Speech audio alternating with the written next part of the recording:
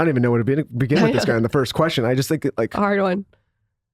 I think what I was saying about you when you came in is like, I'm so familiar with all the things you've done in the media, and Lauren and I grew up watching your stuff. Me and my friend Wes, and I remember like sitting watching Rob and Big, just like laughing our fucking faces off. Like it's such an iconic show. But like you were just saying a little bit offline, like what I really admire is you've taken something and you've turned it into so much more. And I think there's a serious lesson in there for people like for ourselves and for people listening. Like, you may have not always had it all figured out or even knew what this was all going to be, but you kind of just constantly improved it and found new avenues to continue to find more successful ventures along the way. And I wonder how you think about this journey now. Yeah, I mean, look, it's you're continually evolving and the world's evolving around you. And when you're super ambitious and you just want to keep chasing ideas and opportunities, it's hard to fully understand that you're growing into who you want to become, because most of the time you're putting all this energy into what's next. Can I create something big enough that will then be what truly makes me happy? I think that's really kind of the way that I chased things in the early years. And, I wrote the skit for Rob and Big for a skate video, and then we did a documentary of a car race across Europe, and the guy who wrote filmed the documentary was like, you guys should make a show. And I'm like, I don't have time to make a show. At that time, I was designing footwear and had all these other businesses that I was doing. And when I saw really what the media platform that had done for Bam Margera and all his products, then I'm like, well, I could use this as a platform. So then I really leaned in and began to understand how to create television, create stories, and make it better. And even then, I integrated all of my product opportunities in the very first season. I renegotiated my pro skateboarding signature boards for $5 a board instead of $2 a board for a lower salary. Because you knew you were going on television. I just figured I'll roll the dice, right? And then I had a signature shoe, and I had them give me a version of the best selling shoe there was, and asked for a 10% royalty since I was going to go on TV. I built a company called Rogue Status with Travis Barker. I set all this stuff up ahead of time, anticipating what would happen if the media exploded, and then I made millions straight out the gate when it opened. But here's my question. How did you have the foresight? How did you have the smarts to do this? Because is this just naturally ingrained in you? Looking back, what taught you this? Because there's a lot of people that have gone on television like yourself, but have not, it hasn't translated the same way. Yeah. And I think it's because I was raised by entrepreneur wolves and, quit high school at 16, started my first company at 17. I was always in sort of that business frame of mind, right? Even when I quit high school, I would track my finances and be like, I got to treat myself like a brand. This was in 91, before there was even such thing as a personal brand, And you got to think, in that year I made $6,000. I sold one signature skateboard at 16 in December of 91 and got a $2 check. I was guaranteed $1,000 a month to move to California when I was 17. It felt like I hit the lottery. First thing I did when I got here is I bought a Honda Civic. And, that sort of journey just always had me looking at everything through a business lens. So I just never looked at anything single dimensionally. I've always looked at everything as multidimensional and short term and long term, right? That's why I've had the patience it's why even when you think of something about Rob and Big, because I didn't like the way and where the show was evolving, that I quit and sold them Ridiculousness and Fantasy Factory at the same time. Why didn't you like the way it was evolving? Because me and him, it was fun in the beginning, but there was a lot of pressure on us and our friendship of it feeling like he was like my bodyguard or my sidekick, right? When we were equals. So it's in his, there was always a lot of tension, and then he was like the guy working for you, and he was like you were above and he was beneath. Yeah. And then it was it was shot in my house, and it was all this. I had sort of developed pushed this character into a way that I just knew long term it didn't have sustainability, and it wasn't what I wanted to be as a brand. And that's that's just one thing that's hard to do that I've always been really good at, is when I've grown to the edges of whatever particular venture or identity or direction, that I don't just keep going. Like, I stop and take the risk to reinvent myself and go to another level. And that's really what Fantasy Factory was, right? Where now this is going to be a show around same comedic backdrop, but it'll be around all the people that work for me for real. And then the show will be about all my businesses, where I had the foresight back then that didn't exist in TV, because this was before Bethany Frankel did Skinny Girl and the Jersey Shore guys started selling all their merch. This was before any integrated brand partnership rights were ever used, that I made them sign them to me so that I owned the media rights of Fantasy Factory, and then I sold it to Microsoft and Monster and DC and Chevy and Carl's Jr. I did all my own deals inside that show. So you just knew that what you were creating was going to be valuable. So instead of just being paid as an entertainer, you're like, this is my stuff, and I'm going to control the rights and the derivatives to this thing. Right. And but it was just, again, looking at, okay, rather than seeing it like one dimensional of like, hey, I can be on TV. And at the time, I was getting $125,000 an episode, right? So it's still significant money to just be on TV. But it was like, I just have continually looked at everything in a more dynamic, multi-dimensional way that allowed me to capture all these rights and these different things that I then was able to monetize at an extraordinary scale in that era, When did you so when you're a young kid and you're skating, when is there that like pop moment where you're like, okay, like I have something here, I can actually take this and like build a career off of it? Yeah, I mean, look, I think skateboarding, especially in the 90s, was, I knew I wanted to be a pro skateboarder. I was obsessed with it. It's like, I'm stopping at nothing. Nothing's going to stop me, right? Like, so if it started first with that, like, where does a young kid get that level of drive and that deep commitment of it's this or nothing in Ohio?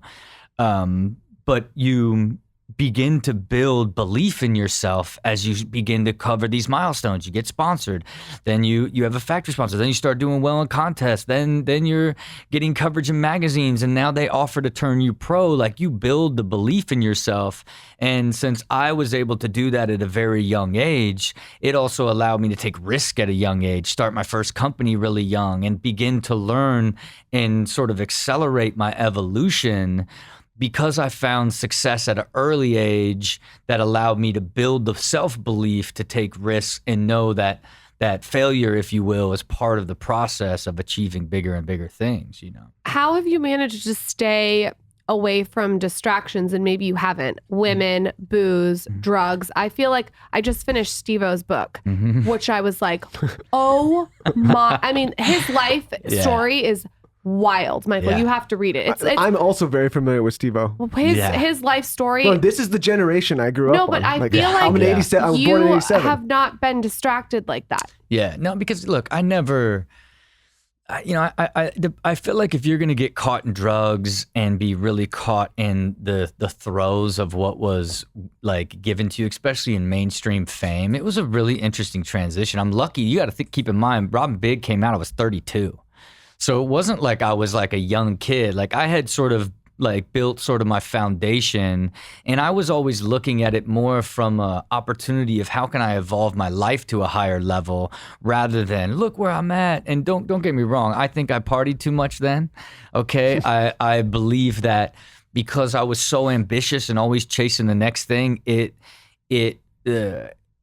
didn't allow me to have strong relationships. I had to grow as an individual and begin to look at what type of life and person did I want to be before I could be in a relationship that allowed me to become married and become a father and all those things. So I certainly didn't do it in a super clean path, but the goal was never to ever like bask in the fruits. It was really what can I do next? And that was the gift and the curse. I was addicted to continually creating and evolving, but it wasn't till I turned all my energy into spend that same energy and focus in creating a life, design the life that you want to live, and now build everything from the inside out so you grow into the person and the life that you want to be, is really what changed me in my late 30s, That's really good advice. Your advice is very, very good.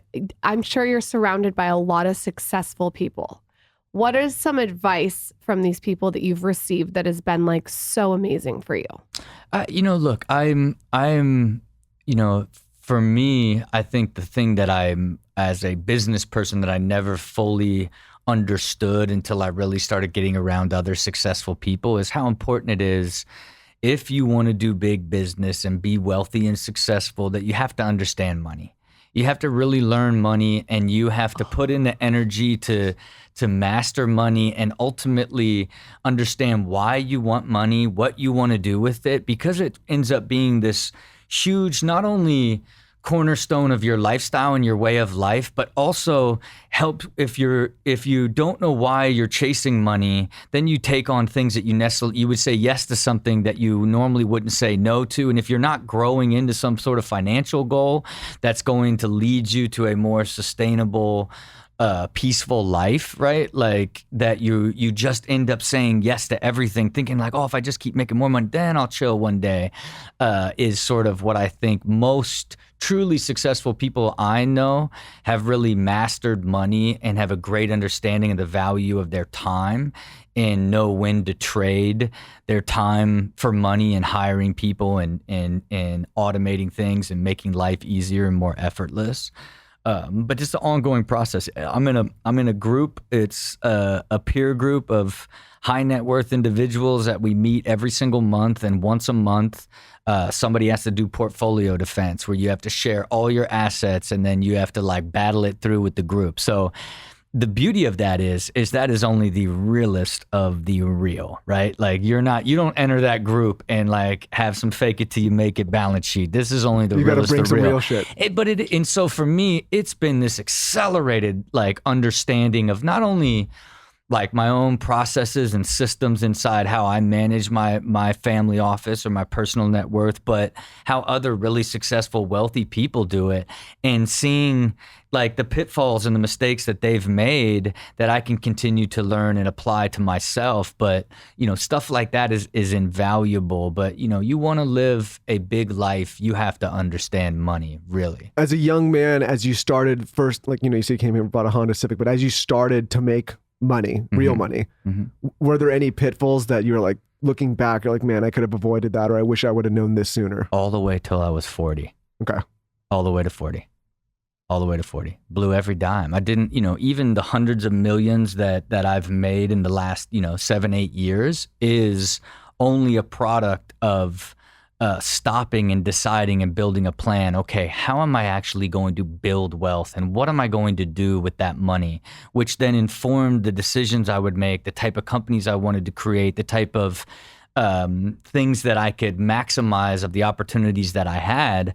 Because from my first check at 16 to 40 years old, I basically just made millions, spent millions, lost millions, made millions, spent millions, lost millions. I'm going to invest in this. Oh, let's invest in that. Where I'm do going you to build lose this. most of it? Is it like just a bad investment, or is it just buying dumb assets? Buying companies, that go out of business, investing in companies that just don't have the ability to scale, like just, having a lifestyle of like, hiring tons of people, spending millions of dollars, having a big burn rate, and not accounting for taxes, and understanding like even understanding where all my money is. I would just kind of eyeball it, you know what I mean? Like that, and to think that you would just land after, Fantasy Factory and multiple companies and years and millions of dollars, you basically landed at zero when you're, 38, 39. You know what I'm saying? It was like just because a lack of understanding of what to do and how to allocate. So how did you wake up though? Man, I'll tell you where the reason I really woke up at that time was I was offered I had built my professional skateboarding league. This will give you an idea how uneducated I was on the finance side.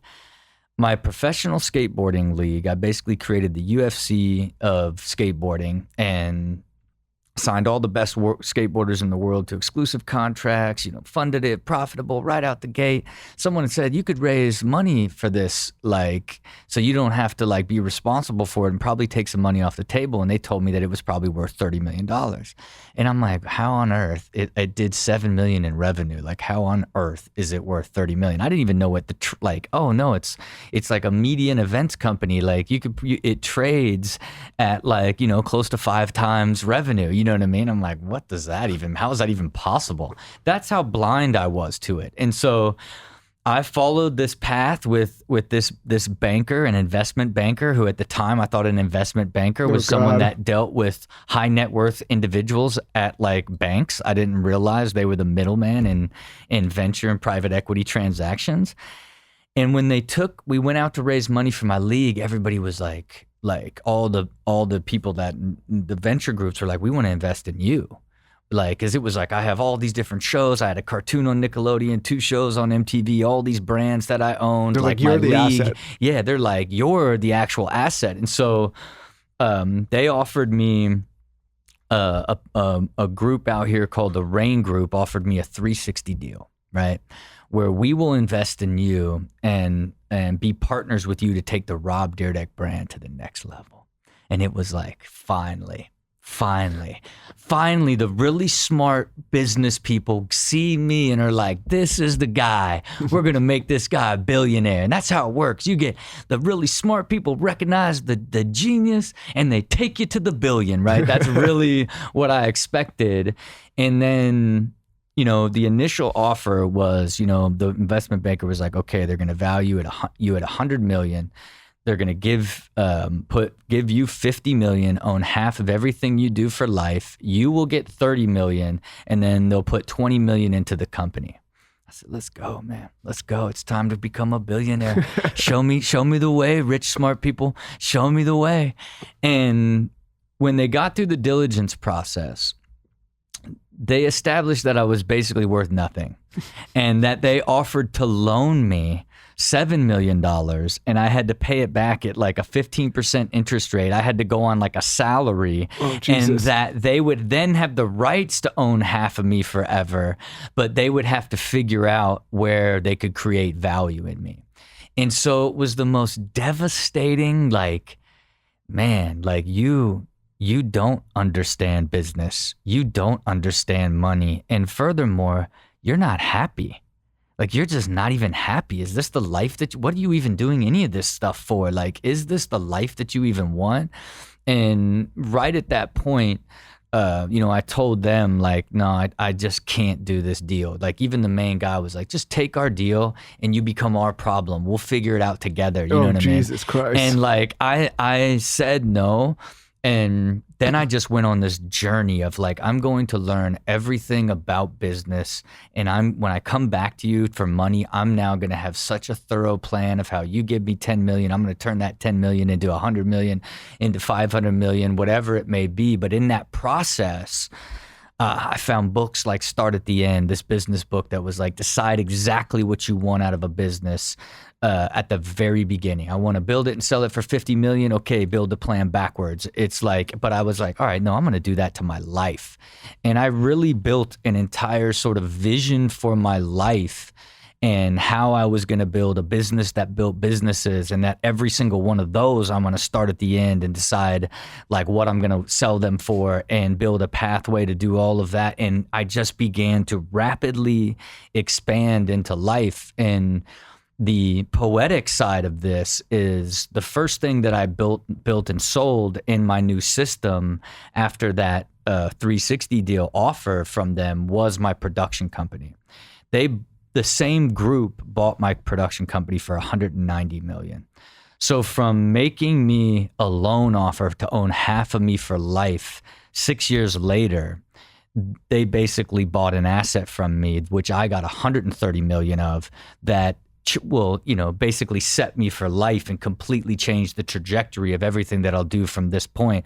The first company I built and sold, from the moment I was devastated by them, that's how poetic and universal the experience is in a 6-year arc. You know what I mean?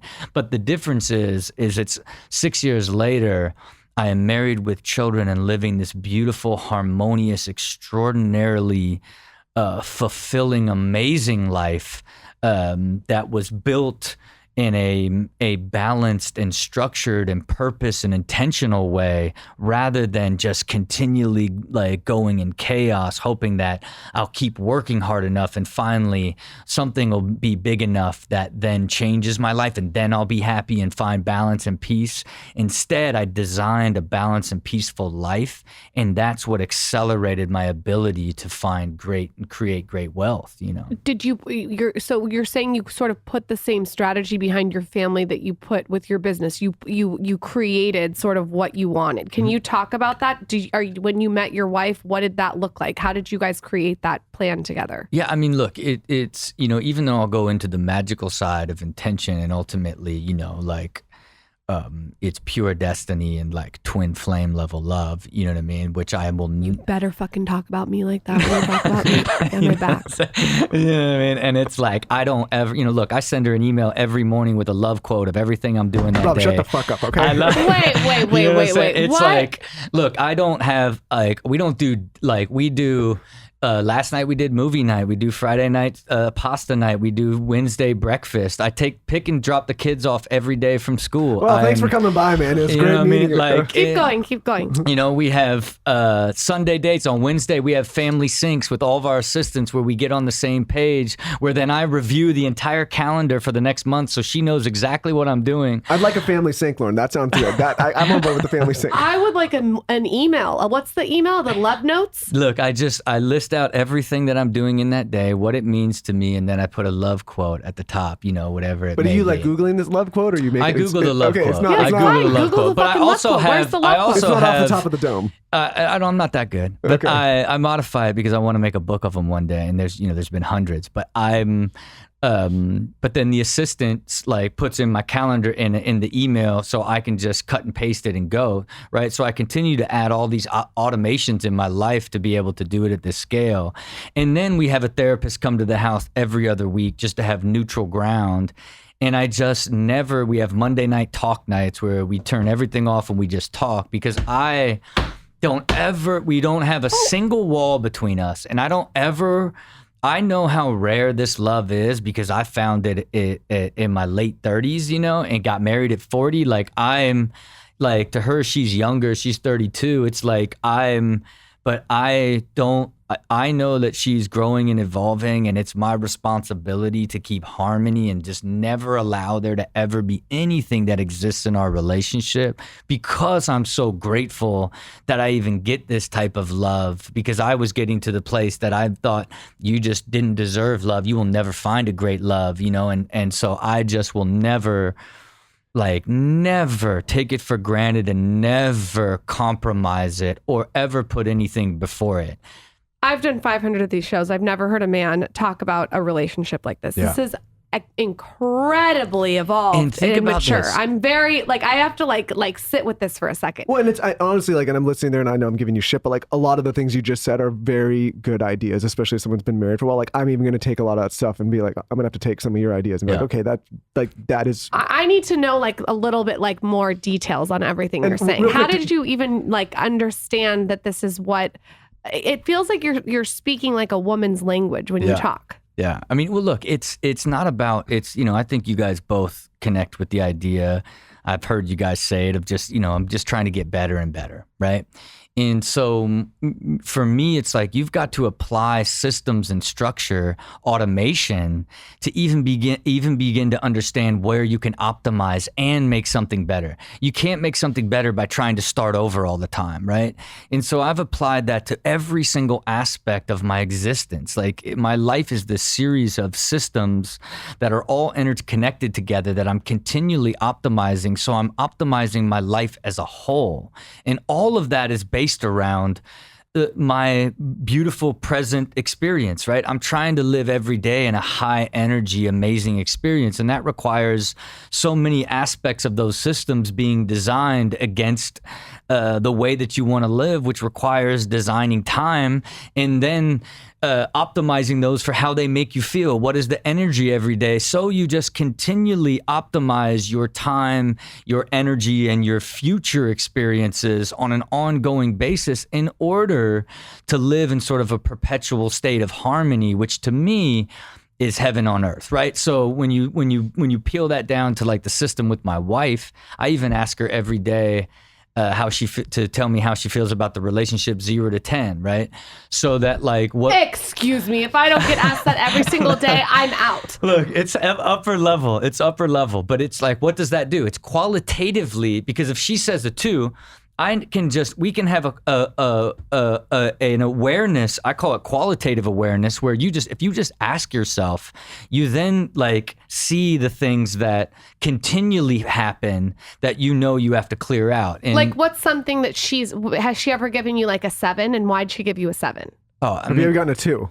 I get 2s all the time. You do get 2s? Yeah, I do. She's tough. She's real tough. Yeah, Okay. she's real tough. You like it though, I think. No, I mean, look, I don't. I also tell her that I know there's going to be the way that, like, because I can see the long game here. I can see her evolution. I can see where she'll say it's me not like giving her the attention, like I'm there, but I'm not there. You know what I mean? Like she'll be like, look, it's like we could talk for like 2 hours, and in the morning she'll be like, miss you. You know what I mean? Like, you know what I'm saying? I love that. Like, Yeah, I'll be like, I haven't seen you at all. He's like, I've been with you all day. Yeah, and so I know that there's so many other factors that pull on her that make the way she sees our communication.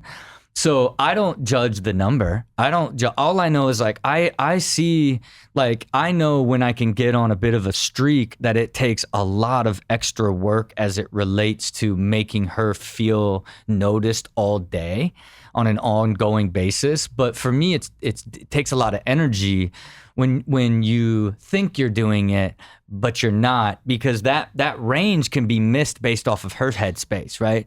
Because you got to think like, we live, our entire experience is through our minds, right? And we got, to me, I'm going to live to 112. I used to wanted to live to 105. Now I want to live to 112 after reading the book Ikigai. I want to be a super centurion. But you got 112 years, but your experience will be vertically through your mind. That's all you got. And what we end up doing is spending a lot of time trying to balance our mind or be pulled. So we can be sitting with someone, spending time with our significant other, but we aren't all of our mind share is in the company, in this thing, a relationship, a friend, something you're stressing about, right?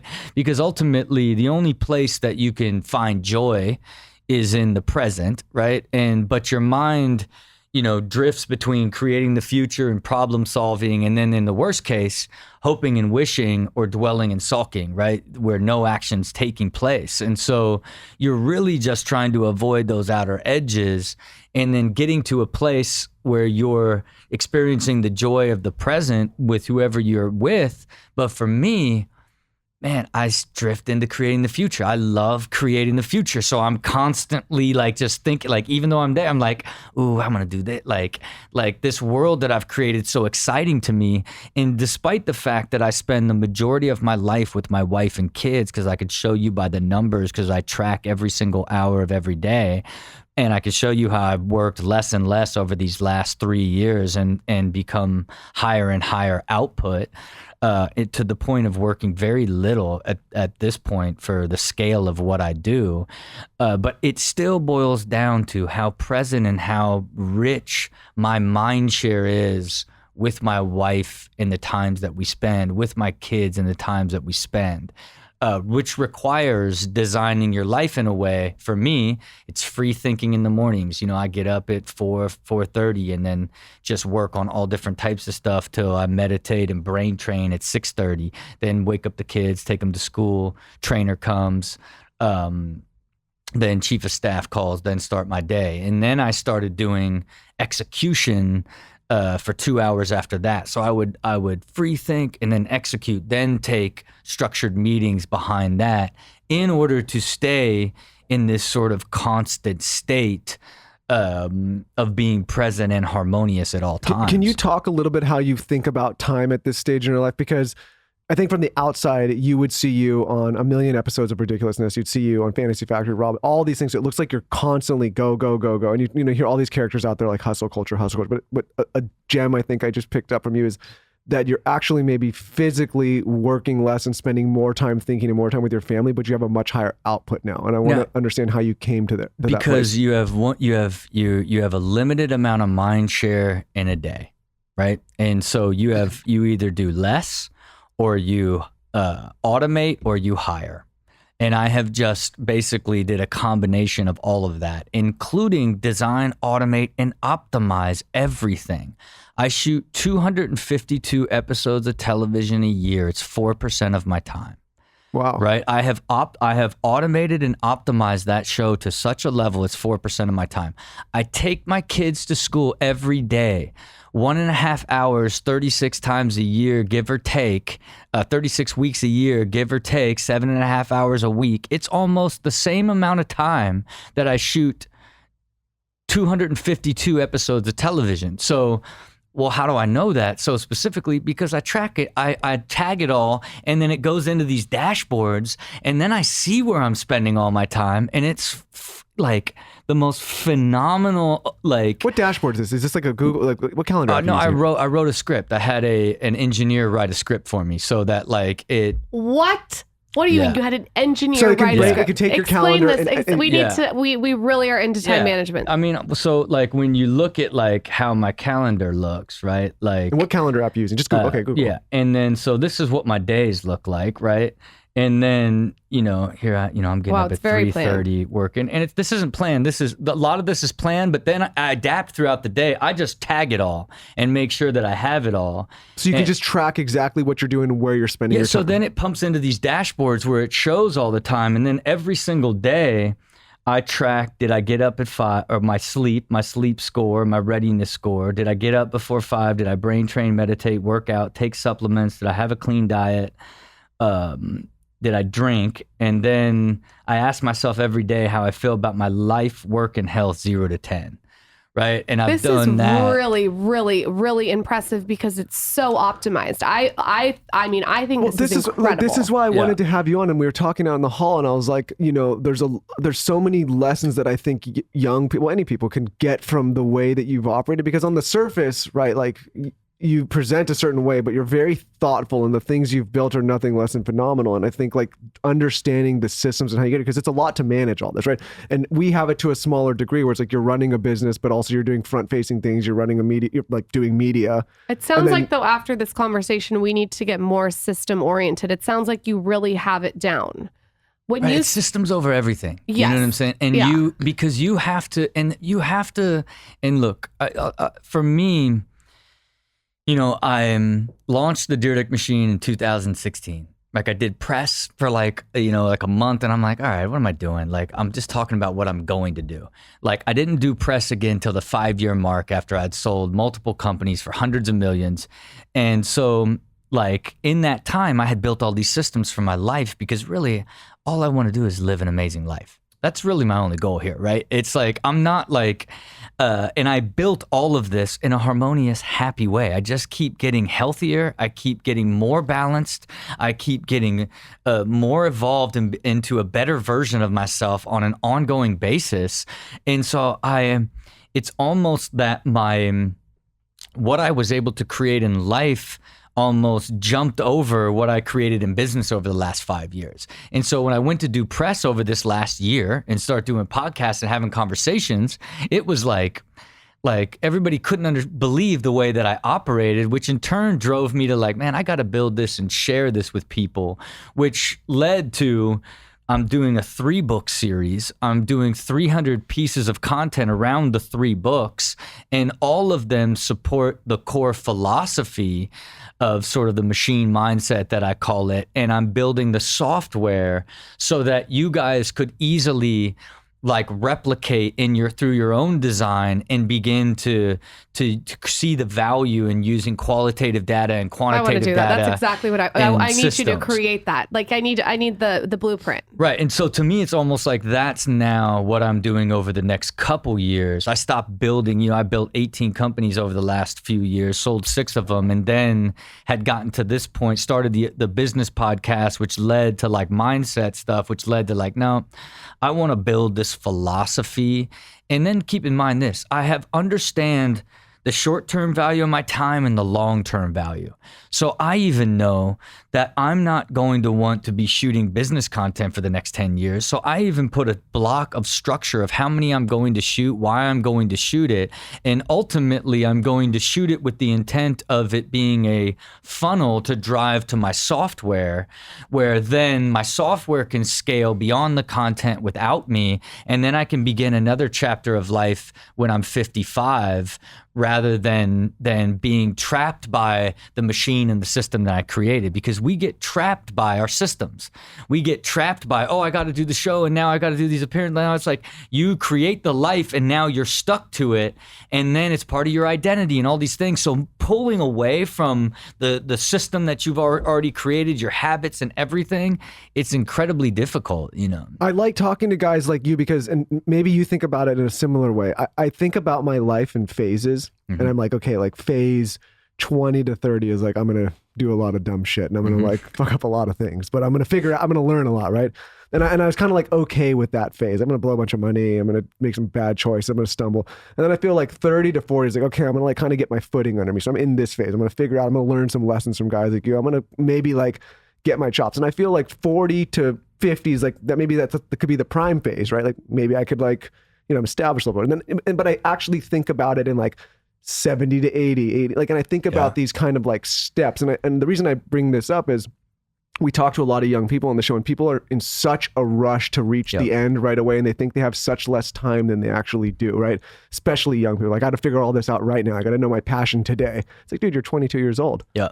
I didn't know shit at 22 years old. Yeah. Still, look, I'm somewhere in the middle on that, because if you discover it early, you're going to have a much more fulfilling life quicker. Right, instead of going through the struggle, but it's hard to force. I don't think you need to force, but I do think what's the most underestimated thing is trying to focus on the thing rather than the life. Getting really good at being healthy and forming good habits and understanding money and being good in relationships and trying to figure out how to master yourself and grow into life. The sooner you make that decision, you can still make a ton of mistakes and be more aggressive in what you do, but it's not I feel like I did it to the detriment of my mental health, my physical health. And in what way? Because I was like so aggressive, right? Like I would just I would just run so hot, like boom and bust, party really hard, work really hard, try everything, lose a bunch of money, try another thing. Like it was this chaotic thing where I just slowly got basically bound my physical system. Like if you look at my blood work, I've had my blood work, full panel blood work taken every year since like 2010. If you look at my blood work in 2022 versus 2010, 12 years, I am so much healthier today than I was when it should have been my prime physically, because I just beat myself up through nonstop stress and all these things. I thought I could just will my way into happiness. You know what I'm saying? And I think when you're younger, that's what you think it is. And a lot of people, you do got to do that. You know what I mean? You do got to just keep trying something, and then something happens out of nowhere and it pulls you in a direction. You write a blog and then all of a sudden, like, man, this is like a career. Like it's like when you got no headway in the beginning and then couldn't even imagine what it became to what it is today. That's almost the process of success in almost anything. You know what I mean? You showed me and you mentioned meditation and you mentioned what do you call it? Brain training. Brain training. Can you tell me exactly what you do for meditation and brain training and anything else that you do in the morning that helps you be so successful and efficient? Okay, so I have a very specific style of meditation. This is the podcast to do it. Tell us every single detail of it. Look, it's super next level. because I couldn't meditate. wait. I couldn't meditate normally, right? Like all the signs of the universe kept pushing me to meditation. And then like my internal medicine specialist doctor that I work with just started talking about meditation and how I can't commit to it. And she's like, you should get a Somadome. And so I'm like, what's a Somadome? It's like a meditation pod. Like you get in it and it's light and sound and guided meditations. And so how big is this thing?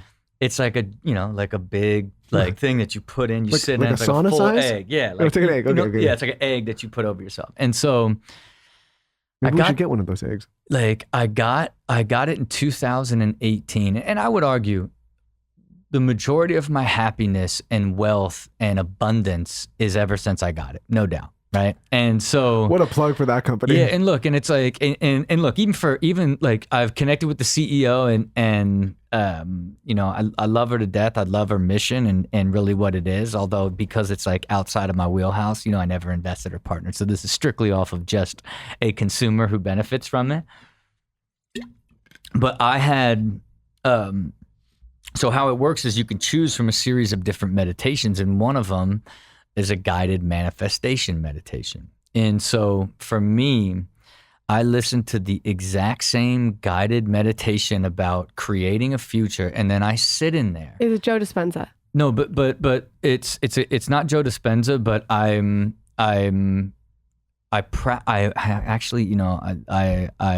know you guys know the great Ed Mylett. Ed was like, look, brother, I need you to come out here and talk to these entrepreneurs, brother. Sending the jet for you. He sent a jet out for me, picked me up. We stopped in Santa Barbara, picked up Joe Dispenza, and flew to Coeur d'Alene. And it was the first time that I experienced Joe Dispenza. But what stuck with me from that trip was this idea that your mind and body doesn't know the difference. When you project yourself and try to manifest and look into the future, try to feel it, try to smell it, try to feel the joy, see the reaction on faces. So I do that every single day at 6:30 in the morning, where I try to picture myself sitting in my forever estates that I'm building in Beverly Hills with sitting at my desk, looking at financial statements, looking at the users in the software. I picture myself you're already there. Already there for years. And all it has done is just accelerated me towards this extraordinary existence that I could not even imagine. And here's the thing here's the proof in the pudding. Not only have I captured qualitative data about how I feel about my life, work, and health every day for all these years, so I could show you in the numbers how much happier I am, and I could show you from the financial side, the exponential growth of my assets and my wealth in that amount of time. But it's the and your manifestations and your visions aren't exact.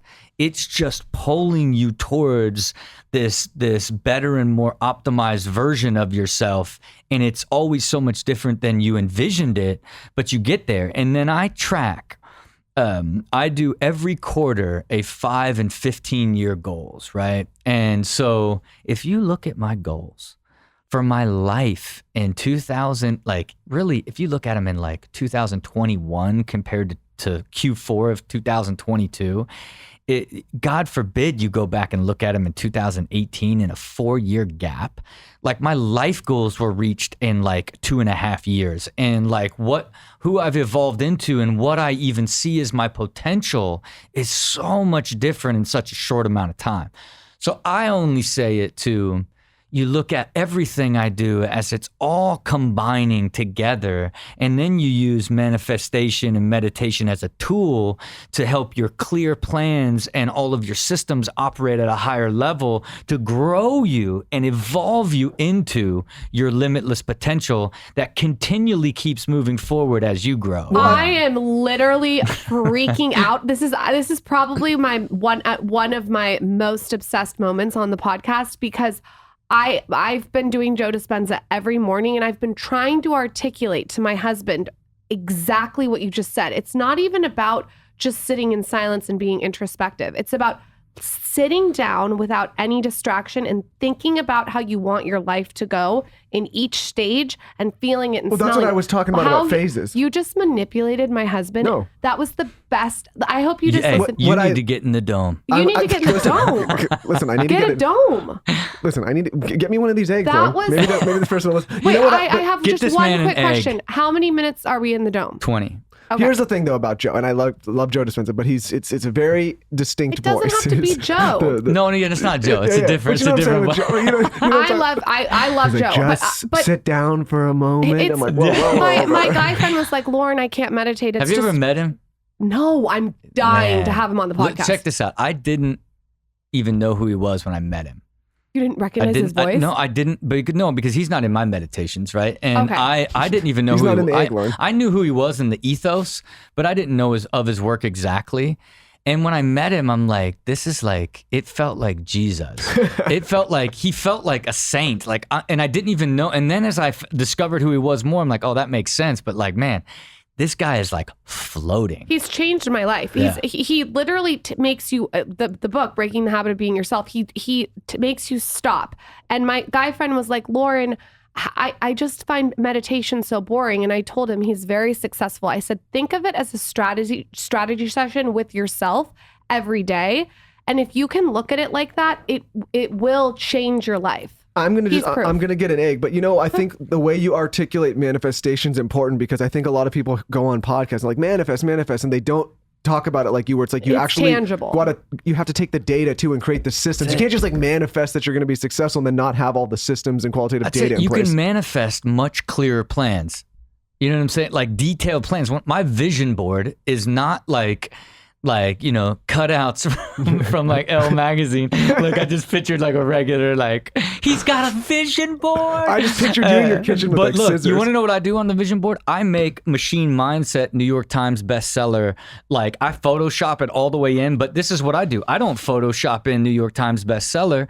I looked at like, okay, what is a book that's more historic? Atomic Habits, You Are a Badass. These have been on the top New York Times list They for stay 5 there. years. So it's like, nope, I put Machine Mindset for 562 weeks on my vision board. I put like very, very specific. I have the renderings of the house and the Christmas tree rendered in the house that I want to build. That's my forever house. Like I go so detailed so that and I look at it every day, all day, and so that I'm just embedding these things at a deeper level in a more specific way. And so when I'm not writing a book as a celebrity trying to get a book out to be like, what else can I do to get my name in the press? I'm trying to build a work of like a timeless work that people will read for hundreds and hundreds of years. It's perennial seller.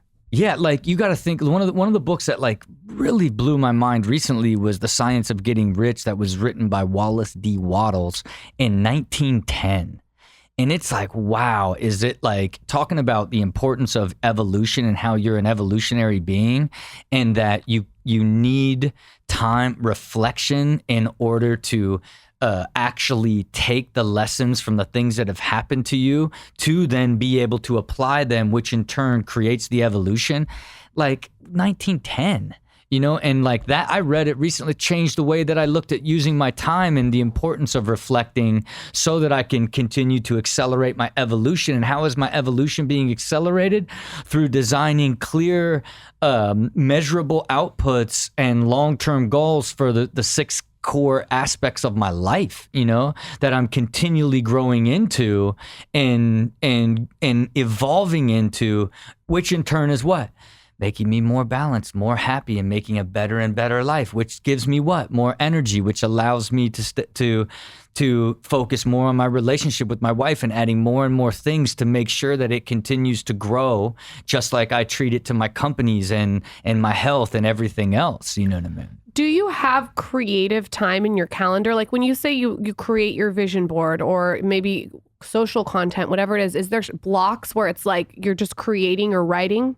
Yeah, like I do. That's what I was saying. Like I get up between, even though lately I've been getting up at 3:30, just because like the wife has been like getting up at 4:30.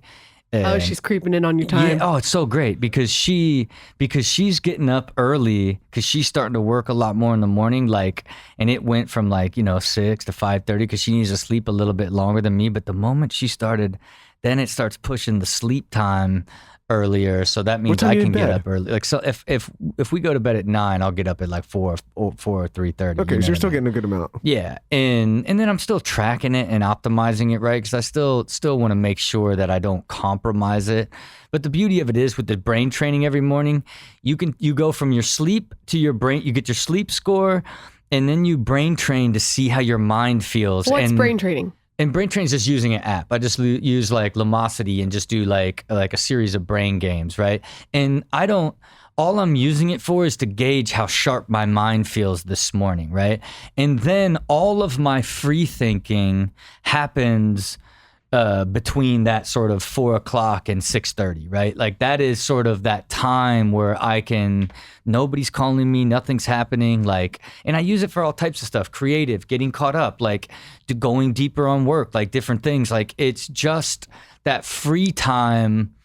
Because you got to think it's what you need. If you go from thing to thing to thing to thing, then you're going to burn out, right? And burnout, even for a really balanced person, is different. But it's you don't feel overwhelmed, but you just feel uncaught up. Then now you got to dedicate all this time to get caught up on everything, rather than being sort of having this free flow to be able to creative think, to be able to get caught up on things and basically push basically release everything from you, which helps you be more creative and execute better. But I've just found you can't just schedule a day of meeting to meeting to meeting, or else you're just never going to find time. If you try to schedule creative, even though I do it, I try to do those execution blocks. Are you ready that day to be creative? Right, because it's still a matter of especially if you're burning out and doing meeting. Yeah, depending on how you're over. There's all these X factors. If I have a third glass of wine, I could say goodbye to 2 days. You know what I mean? If I eat if I eat late, I can feel I'm gonna feel it for most of the next day. I'm so sensitive to being highly optimized, which in turn makes you that much more motivated to it's easier for you not to have the third glass, easier for you to eat light at night, because you don't want to feel all the shit. You just feel the energy and the joy of living life at a high state every day, that it helps you have better, stronger habits, because you would rather live in that perpetual state than chase it every now and again. You know what I mean? I'm gonna ask you this question in 2 ways, because you've kind of almost answered it. The first is if knowing what you know now and the experience you have, if you could speak to your younger self, what kind of mistakes would you caution yourself against? And then in the same lane of questioning, when you look at the up and coming generations and people kind of following in your footpaths, using media, creating stuff online, trying to build a business, what would you caution them against, or things to avoid, or things to watch out for? I mean, look, there's two big gaps there. You know what I mean? I think when you think about the idea of your younger self, I think I fell into the same trap we all fall into, which I don't even know is possible to avoid. But it is that idea of the patience and playing the long game, and that everything matters. You know what I mean? Every choice, every decision, everything actually has a much bigger impact on your evolution than you realize. And these things that are seemingly fun and chaotic are actually just evolving you into dysfunction that you're then going to have to spend years of re-evolving out of at a later date. You know what I mean? If you don't take every action and put more value to it, and think about yourself as a whole being and how you're trying to get better and better at understanding yourself and life. But could you have even said that to me? You know what I mean? I'm a pro skateboarder. I said I was going to be a pro stand-up. Now I'm on TV. Now I'm doing crazy stunts and have evolved into this pseudo legendary status. Now, of course, was still focused on what was more and what was bigger. And what I would have never anticipated was that, like, man, like really unlocking and using your strategic mind and your multi-dimensional way of thinking and applying that to how to live life will actually be the biggest and most impactful thing that you probably ever do. What I like about you and the way that you work is it sounds like you don't think about your business as your business and your wife separate, and you just think about it as a whole 360. That's it. Yeah. I think it's very smart. Yeah. And you can't, like, especially even when I speak to business people or anything business, like I always like, even when I was like having like entrepreneurs as guests on the show, they could send in videos to the Dyrdek machine, and then I would give them advice, and I would ask them to first give their life vision and then their business vision. Right. So it's like, because I wanted everybody that I connected with to be like, you have to create a vision for your life, and your business is just part of that. Right. Because you have to understand how is this business going to serve you, leading you towards your happy, harmonious existence, rather than stressing over like making this successful, because that's what you need to then work on yourself and have the life that you want. Right. I think that's the thing that I didn't do until I was 40. And I try to preach it, especially to the college kids. You know, I do a lot of work with the college business schools, and that's what I preach the most, you know, of like really design your life and business as one. So if you grow a business, a successful business, you grow a successful life at the same time, you know. And again, why I want to build this software so a college kid can use it and begin to just practice like how to look at your life in this multidimensional way and validate your growth in numbers and some sort of visual representation to keep you motivated and continue you driving towards being a better version of yourself, you know. I asked Ed Mylett this question, and I'm going to ask you because I bet you'll have great advice. You're obviously managing your kids, your wife, your life, your work. You've got a lot going on. People text message you. This is a micro question, but I want to know how you deal with it. Are you someone who texts right back? Do you batch your texts later and do them all at once? Do your friends get mad at you if you don't text back in 2 weeks? How do you manage the demand of like notifications and all that on your phone? Because it's very distracting. Yeah, I mean, look, I don't have a deep strategy for it, but I was just thinking about my man, Ed Mylett, how long it takes for Ed Mylett to text me back, as you were saying. He voice notes, too. You know what I mean? He taught me about voice He'll hit notes. you with a voice note at like a 5 a.m. Everyone on hates Tuesday. me because I voice Oh, note. man, I love him so much. Like, he is like, he to me, he's the absolute best of the best. And most recently, it was my 7th year wedding anniversary, and I was in Cabo. And it was our 7th year anniversary was the 50th birthday of his wife, same day. And we were at the same hotel in Cabo. What hotel? Because that's our favorite place to go. Chileno Bay. Ooh, we got to try that. Yeah, it's amazing. And so me and Ed we had to just like swim by each other and have like a 5-minute like bro down and then swim off, because we couldn't ruin her 50th by me and him talking business the whole time or my 7th anniversary by us. So we would like pass each other in the whole, like talk for like 5 minutes and then go, like, even when we were having our, you know, I had him play like this romantic song, and then I You better take notes. wrote all the promises that to my wife. You know, it was like We already 60 covered all promises. of it. Look, 60 promises? 60 promises. Man, I got to get to 6. you know what I mean? And then Ed comes walking in, and it's like, oh, brother, we're gonna be over here. You know what I mean? And then we had to avoid each other, but he did end up picking up our tab for the night, which I appreciate because he is an amazing guy. Now back to the text.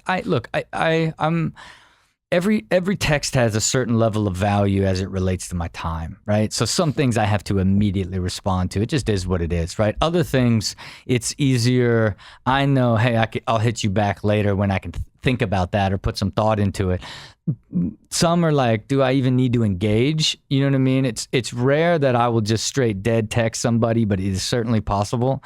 You know what I mean? There is a range to the value of that text when I get it, but depending on its urgency will be how I respond, you know. What are your habits? Yeah. You talked about meditation and your brain training, but what are your other habits that you do throughout your day, your week? Like, do you cold plunge? Like, what are little habits that you do? Yeah, I mean, look, I do got the cold plunge, got the infrared sauna, got a regular sauna, right? Like I'm, deep in supplements, right? That's why I track supplements. What's your what I mean? favorite brand? Well, for me, I started Momentous, right? It's basically a premium supplement brand, Okay. so primarily all Momentous supplements, although I do use Elysium Omegas because they're like crazy brain engineered for optimal gray matter, which I could show you in my blood work of how effective these supplements have been on my overall internal medicine. Little things, I make my coffee at night so that when I get up in the morning, it's ready to go. You know what I mean? But from a health perspective, outside of getting up early and meditating and brain training and getting in the gym every single day, and then just eating clean, right? I try to just avoid snacking or anything in between. And then really I'll have like a shake and eat one meal, around 2 or 3, and then intermittent fast like 2 or 3 days a week. And then I have my date nights on the other nights that that I'll have sushi or pasta in the middle. What do you guys do for your date night? Are you taking her out? Are you at home? Like give some tips to the husbands out there. Sushi is every Friday after we take, our son to soccer, or I'm saying pasta. We go to an Italian restaurant after soccer with the son. Sunday is sushi. We do like a deli breakfast on Thursday mornings before our family sync after we drop our daughter off. Then we go to iPick for our movie nights that we usually do on Wednesdays or Thursdays, although we did it last Thursday. But look, that structure isn't enough. I still depending on how she's feeling, like I'll still I could tell she's mad because she didn't Postmates anything in the afternoon, and she's had a day where I'll kill the last 2 meetings of the day and then take her out in the middle there. Even that structure, because I originally started with let's start planning dates. Smart. And we did one. And then it was like, oh, that's not enough. Then it turned into okay, movie nights. Then it was like, okay, we never talk. Okay, let's do a talk night. You know what I mean? Then it was like the family syncs. I feel disconnected. Let's do the family sync. What about the therapy? Is that effective? And then the therapy is every other week, right? And the therapist comes to your house. Yeah. And look, and the fascinating thing is she, after our first child, she had postpartum depression. And so we went to a therapist together. She had terrible postpartum depression. We've talked about it on the show. I had no clue what to do. Yeah, no. Because I didn't know about it at the time. Yeah, it's I have a perspective on it as it relates to personal expectation of, feeling like this is supposed to be a much more impactful experience on you. And when it's not, you all of a sudden have this third person that's in your mix that you gotta okay, what's even happening? Okay, you were pregnant. Now all of a sudden you got a human that you don't know that okay, I love this person. This is the thing, but the connection isn't has to be born and grown over time. And when you don't have that immediately, I think that, at least from my wife's perspective, I felt and for me too, it was it was okay, cool. Welcome to the unit. And that's what I tell the dads all the time is don't put too much expectation on you that this is going to change your life and you're going to fall in love the moment you see. It's just all of a sudden you got this thing you're responsible for that is life, and you're like, whoa, the miracle of life is crazy, but it grows into you over time. You love it, but you're still figuring out the dynamic. Yeah, and it's I'm talking about it like it's a creature, but yeah, it's a strange versus now. Convincing my son to get a haircut this morning because I, automate my haircuts by them coming the same time every week. So I never have to think about it. But convince him to get a haircut and he's like, yeah. And it's the experience that I have with him saying today, what are we going to do? I want to work with you my whole life. What are we going to do? Do you want to start a watermelon stand? And I'm like, nah, I don't think we want to. We can look into the unit economics, son, but I don't think we're going to want to do a watermelon stand. Versus the experience that I have with what you grow into as they get older, which you get to see now at 3, but man, when they're 6, it's just as they become deeply interactive and your son is pitching you business ideas, where he came up with a really smart idea. He's like, all right, I got an idea for a company. I want to put honey on pizza.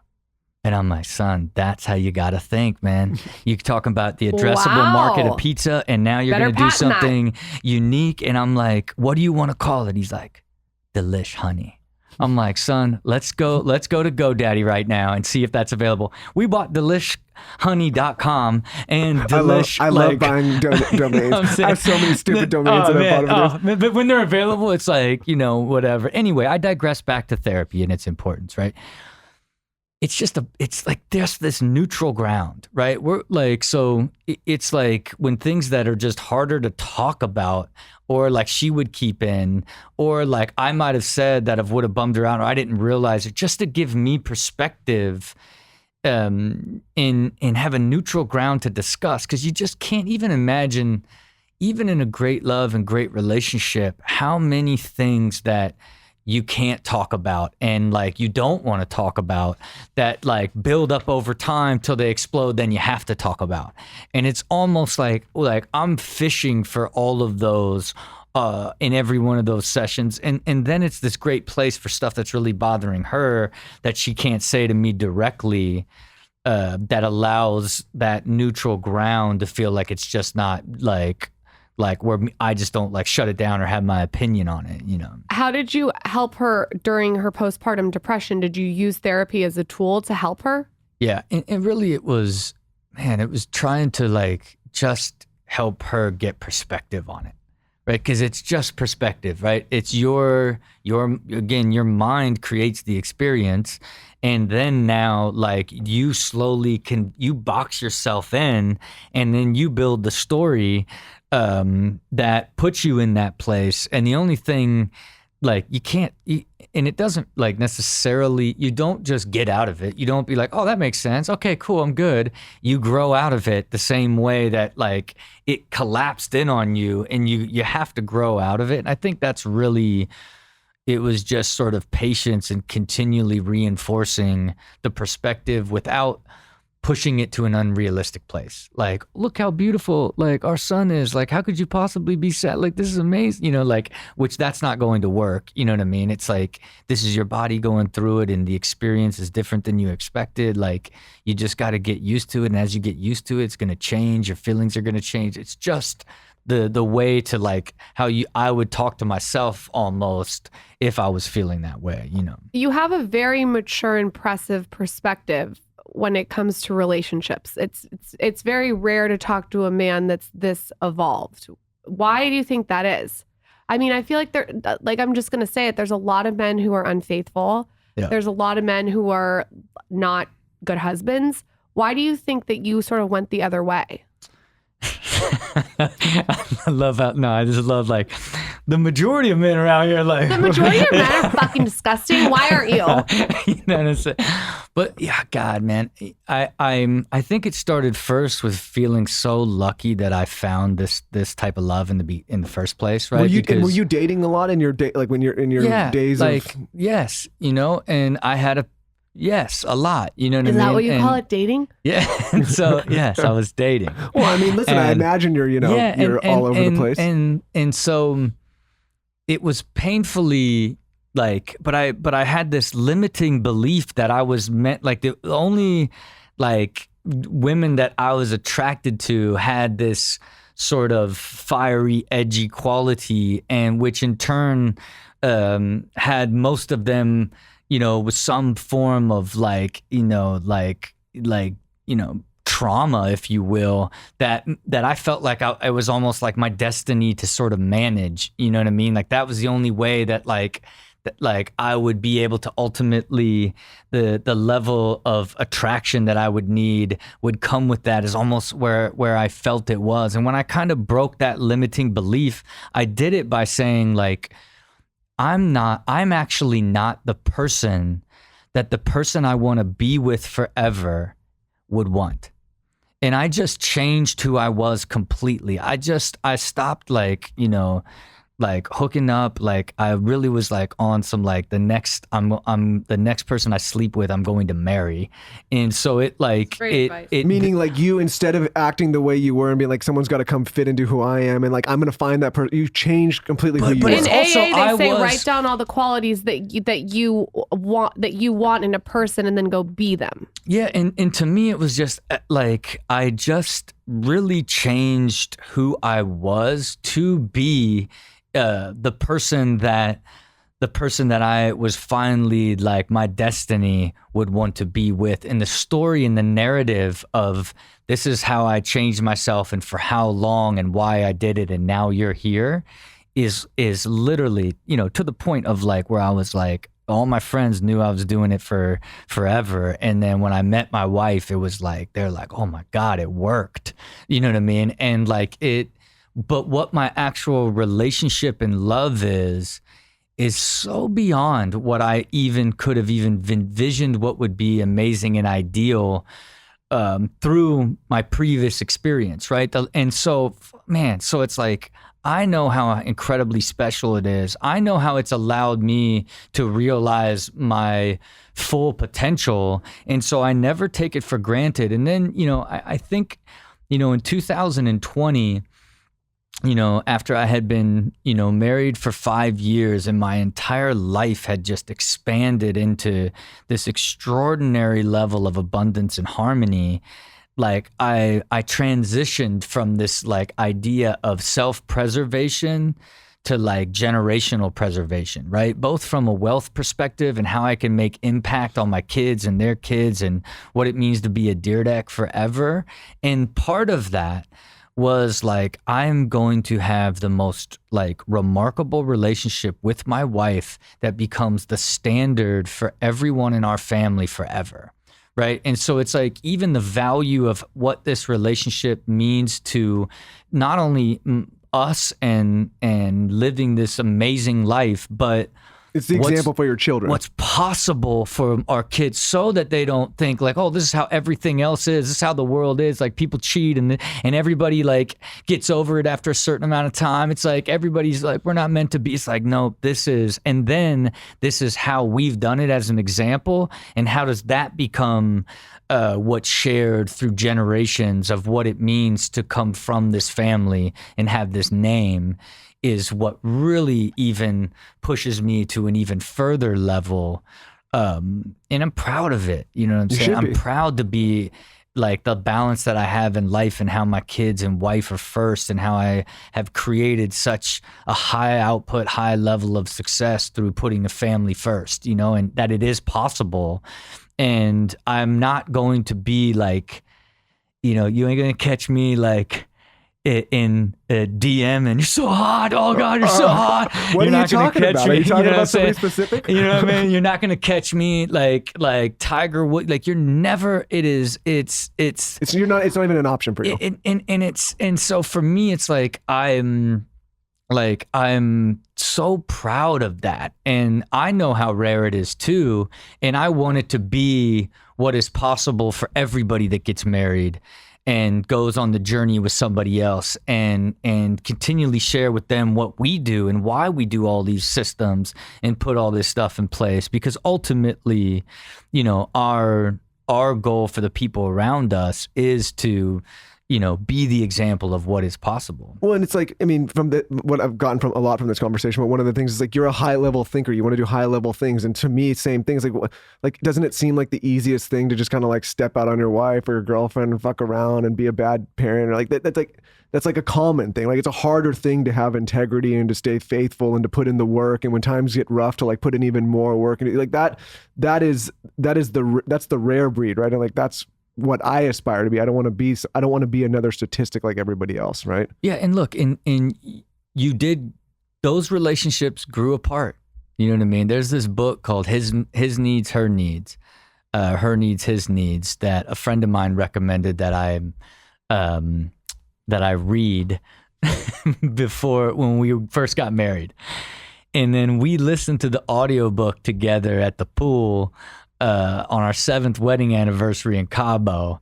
And I realized how much this book scarred my wife 7 years ago. You know what I'm saying? Where it's like, because it's the most like hardcore book about cheating and why people cheat and like how like, and it was like, I'm like I remember like we both read it separately and did some worksheets with it, 7 years ago when we first got married. But now I understand why it scarred her so much and how she would constantly be like paranoid that like, oh, we're growing apart, you're gonna cheat. Like what? Like I wouldn't even like what's even leading you to even say that? You're like, I have my brain training right now. I don't have time. I can't gotta cheat. go in the egg.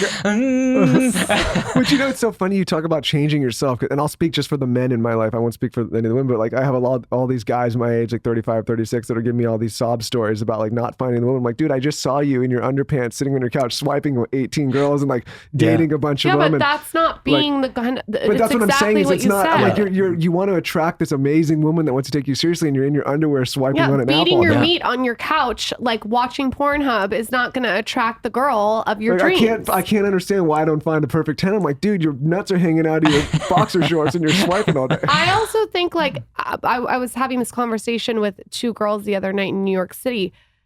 Is the guy that you want to be with for the rest of your life on the dating app? That's what I would ask. Swiping constantly. Yeah. Because my dream guy on my second marriage, I'm just kidding, is not on a dating app. Like, I don't know. That's just my own opinion. So you got to think about that. Look, I met my wife on Twitter. You know what I mean? What? So I like, I don't necessarily believe that's not possible. No, but hold on. But you're Rob Dyrdek on Twitter. It's a little what do you different. mean? How did you meet your wife on Twitter? Don't give all the guys out there hope. Like, just tweet in there, guys. Yeah, guys are starting to tweet. Yeah, it's a little different. Listen, guys, you could meet your dream girl, a perfect 10 on Twitter. Just get a tweet out. Did you DM her or tweet her? Or did she tweet you? Man, I followed her, and then she screenshot it and was like, "Hello, new friend." And like, I'm like, whoa. And she had just had an interview where she was talking about she wanted to pet a tiger and swim with sharks. And I said, well, man, I would be an amazing life coach for you because I've been attacked by both. And so it sort of led to this sort of process and of like going from being your life coach and then we started texting, never talked on the phone, asked her if she wanted to go out, and she said, sure, what do you want to do? She had just posted a thing about like this kennel in Riverside that was, or Bakersfield, that was euthanizing all the dogs. And so I sent a text as like, hey, maybe we get a helicopter and go rescue some puppies. And my God, Rob, you're making everyone look so goddamn bad. No one has any hope. So guys out there, unless you're willing to fall off the tweet with a helicopter ride. So then she's like, waits a half hour and is like, sure. And I'm like, what? That was a joke. I got to get a helicopter. So as I'm going to, that was probably on Wednesday. We were going to go on Friday. She posts about her mother in Dayton, Ohio. And so then I text her like, what is this? Like, your mother's in Dayton, Ohio, and where I was born and raised. And she's like, yeah, my mother lives there with my brother, and my grandparents are from there. And I'm like, oh, that's crazy. Like, that's where I'm born and raised at, And so I'm like, oh, this is feeling like destiny, right? So I'm like, I've always had this weird thing that I was meant to marry somebody connected to Hawaii, right? Dumbest, most random, like everyone that I dated always had, like the people that I really like fell in love with all had like a connection to Hawaii, some loose connection. I was like, man, I'm meant to marry somebody connected to Hawaii. Why do I keep like ending up with people that are connected to Hawaii? So pick her up to take her to the helicopter. Never spoke on the phone, never saw her, wasn't sure if either of us were getting catfished. Pick her up. As soon as we get in the car, I'm just like, cool. You got any connection to Hawaii? Because because I kept telling myself, it doesn't matter. Like, look, she's gorgeous. Like, her mom's from Dayton, Ohio. Like, this is destiny. Forget about Hawaii. And so she's like, well, a little bit, I guess. My grandparents live there and my sister lives there right now. So I'm like, it's good. That's good. That's good. Like, okay, we can get married. We can get married. So we drive to the airport and get to the helicopter. Now we're helicoptering over California, Central California, to go rescue some puppies.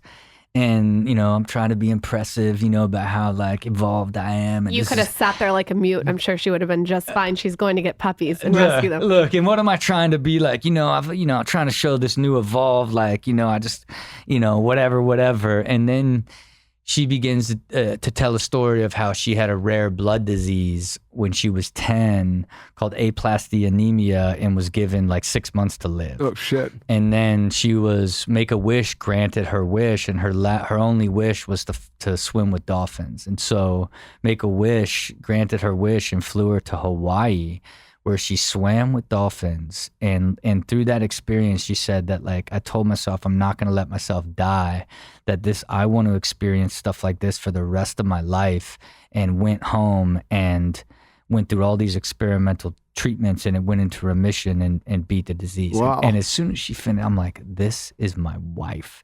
And think how bizarrely powerful and sure I was from a universal standpoint on the first time seeing her. Yet it's 10 years later, and it's like, this is like the relationship and our love at this scale is so beyond what I could even imagine, but that is where it started, you know what I mean? And so when you think about that, like that beginning, that depth and purity is also why, like, it is the most valuable thing I have in my existence. So no part of me will ever allow it to be damaged, tarnished, or even build a wall between us in any way, shape, or form. But most people weren't at a position in life to have that experience and then be able to be focused enough and evolve to a place that you want to make it that precious, I think is the difference that's allowed me to get to this level with it. No, but I think you telling stories like this is important because it allows people to see what's possible, right? And if they're patient and thoughtful, and if they're open to looking for something like this, right? Like, as opposed to just like rushing and doing things because you feel like you have to do them right away. Like, if you can wait for a relationship like this, that's that kind of special. Like, it's in a different kind of way. But we were joking that I've known Lauren since I was 12. But the moment I saw her when we were 12 years old, I was like, that's the one. I had huge tits, and I looked like the substitute teacher. I think that's probably why, because I was like, what are those, right? But no, joking aside, like, I chased her for 10 years and have like been with her since I was 21. It's like once you know that kind of thing and you know that kind of love, it's like you protect that with everything you have. Well, I can't wait to get my email in the morning. Well, now I got with a my fucking love whole quote. I want therapy every other week. I want movie night, sushi night. You don't even like sushi. I want a 2-hour talk night without your phone. And I want you to talk about me like this when I'm not around. I don't ask for much, bitch. If I go on other podcasts, which is rare, I will do. But if it's on our podcast, I got to make it about the guest, right? Okay. So don't make it about me. Okay, look, I would like, before we go, Yes. okay, I would like to present something to you guys. Go for it. Obviously, you guys have been kind of really evolving here, okay, and doing a lot of brand deals recently. Of course, you got your pink little shake at Irwan, okay, you got your cookie dough, you know what I'm saying? You got your products, you got your brand deals. I would like to present you guys with an opportunity, okay? And this opportunity would be a Skinny Confidential Beauty and Brains protein bar. Oh my God, you're so cute. He has it, you guys. Okay, so please take a look at it. What is in here is a special form of seaweed, as well as Can I eat some this right coffee now? extra. Please go ahead. Please go ahead. Am I gonna be wired up? What is this? No, it's just like some nootropics, Taylor, you but got any scissors back ultimately, Or a knife? Give me the knife. coffee fruit extract, right? A little bit of magnesium that comes from algae, right? And some MCT, and the flavor, if you will, is raspberry chocolate chip. Okay, so it even.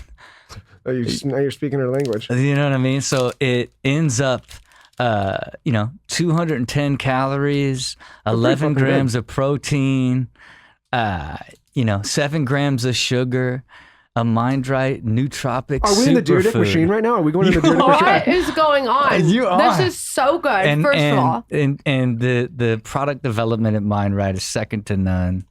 And this what led us here. So when me and Bernie were talking, it was like, man, let's blow their mind. Like, look, can we make a pink bar? Can we make a pink bar that's beauty and brains? We haven't got to talk to Bernie yet, so. So it capitalized on both. So again, I want you to take those, and I just want you to think about the potential partnership between the Skinny Confidential and Mindright Good Mood Superfood. You know what I love about you? You don't waste time. You didn't just come to podcast, did you? This No, is he's thoughtful. you just taught me the blueprint, and now you're using the blueprint. This is like what's that movie, Inception? Listen, I told you. I said, Lauren, this guy's going to blow your mind. This is really good. And Rob, I Very mean hard, this as a compliment. I think you're one of the best guests we've ever had on the show. 100%. Yeah. You're Appreciate that. very, very smart in many ways. And I Appreciate admire everything you've done, both not only in your business, but most of all in your personal life. Yeah, and I mean appreciate that. that. This is so good. I know. If someone wants to go try one of these bars that's not pink, but maybe coming soon. No. Don't even bother. We're only waiting for the pink bar. You're You only know what I mean? Oh my God, you guys, this is so good. This is so good. I'm gonna need my whole Yeah. seaweed You guys bar. really made this for me. I mean, you guys should see the packaging. It like has a logo and everything. Yeah. This is so cute. Because like I really do think like but really this is a product that's like perfect for you. It's just whether or not it steps on the toes of the cookie dough. You know what I mean? But you should really think about it. You know what I'm saying? You can talk to Bernie about it. Well, I gonna think about definitely it. will. And if I just learned anything from your podcast, it's that I need to diversify. Right. Right. Thank you so much for coming on. Where can everyone find you? Pimp yourself out. All your companies. We'll be here all day. But just like some of your companies that they should check out. I mean, look, everything for me is through the Dyrdek machine. All the companies that I operate and own, and then my life runs through Rob Dyrdek, and it's just, trying to showcase that harmonious, high quality life. And don't even think about sliding in his DMs, guys, if you're trying to flirt, because he will not open it. I won't. Don't even try it. He'll be in his egg. Rob, you're insane. Thank you so much for coming on. I took notes. That was one of my favorite episodes we've ever done. Thank you Thank you, so brother. much. Thank you.